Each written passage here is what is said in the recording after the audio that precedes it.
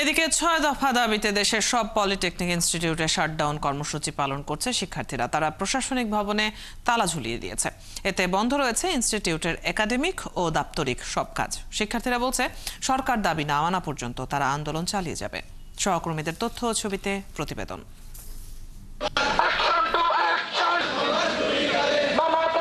সকালে রাজশাহী পলিটেকনিক ইনস্টিটিউটের প্রশাসনিক ভবনের সামনে জড়ো হন শিক্ষার্থীরা।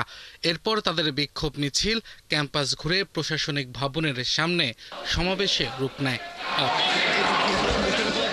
এ সময় শিক্ষার্থীরা জানান, ৬ দফা দাবি বাস্তবায়নের রূপরেখা না দেয়া পর্যন্ত তারা শাটডাউন কর্মসূচিতে অনড় থাকবেন।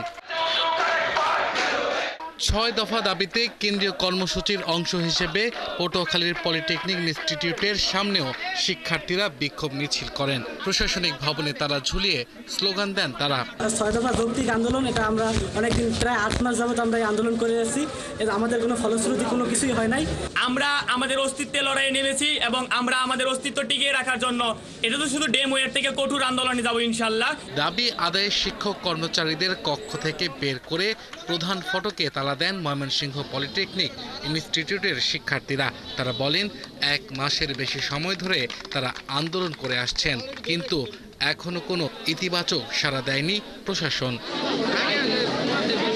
চলমান আন্দোলনের কারণে গত ১ মাস ধরে ঝিনাইদহ পলিটেকনিক ইনস্টিটিউটের একাডেমিক ও দাপ্তরিক সব কাজ প্রায় বন্ধ রয়েছে। তবুও মঙ্গলবার সকালে ইনস্টিটিউটের প্রশাসনিক ভবনে তালা ঝুলিয়ে দেয় শিক্ষার্থীরা। তো এখনো পর্যন্ত সরকার পক্ষ থেকে আমরা কোনো দৃশ্যমান ফলাফল আমরা দেখতে পারিনি। এর জন্য আমরা বিভিন্ন রকম কর্মসূচি প্রয়োগ করেছি। এর পাশাপাশি আজকে থেকে বাংলাদেশের সকল পলিটেকনিক এবং ঝিনাইদহ পলিটেকনিক ইনস্টিটিউটও শাটডাউন কর্মসূচি পালন করতেছে। আগামী মে মাসের ২৫ তারিখে সেমিস্টার ফাইনাল পরীক্ষা হওয়ার কথা ছিল। সে পরীক্ষাটা এখন আন্দোলনের কারণে সেটা বন্ধ রয়েছে। এই শাটডাউনের পরেও যদি আমাদের পদক্ষেপ না নিয়ে ৬ দফায় কোনো কাজ না করা হয়, তাহলে আমাদের প্রোগ্রাম আবার কঠোর থেকে চালিত হবে। দাবি আদায়ে ধারাবাহিক কর্মসূচি পালন করছেন খুলনা পলিটেকনিক ইনস্টিটিউটের শিক্ষার্থীরাও। দাবি না মানা হলে আরও কঠোর কর্মসূচির ঘোষণা দেওয়া হবে বলে জানান তারা। আব্দুল্লাহ মামুন, ৭১।